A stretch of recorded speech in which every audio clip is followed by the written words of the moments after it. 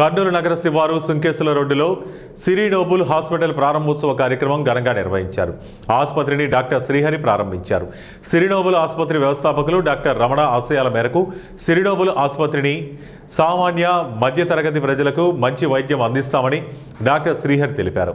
ఆంధ్రప్రదేశ్, తెలంగాణ రాష్ట్ర ప్రజలకు సిరి నోబుల్ ఆసుపత్రి సందర్శించాలని, ఆదరించాలని, గతంలో మాదిరిగా ఉచిత వైద్య శిబిరాలు నెలలో ఒకసారి నిర్వహిస్తామని డాక్టర్ శ్రీహరి తెలిపారు. ఈరోజు సిరి నోబుల్ హాస్పిటల్ ప్రారంభోత్సవానికి చేసినటువంటి ప్రతి ఒక్కరికి నా కృతజ్ఞతలు. ముఖ్యంగా డాక్టర్ డివి రమణ సార్ స్థాపించినటువంటి ఈ సంస్థ తెలంగాణ మరియు ఆంధ్రప్రదేశ్ మధ్య వారధిగా ఉండి ఎంతోమంది పేదలకు ఉచిత వైద్యము, ఫ్రీ క్యాంపులతో మంచి పేరు తెచ్చుకున్నది.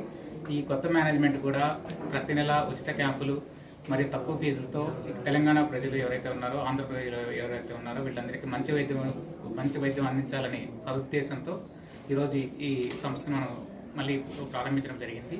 కావున ప్రజలందరూ ఈ ప్రతి నెల ఏవైతే మేము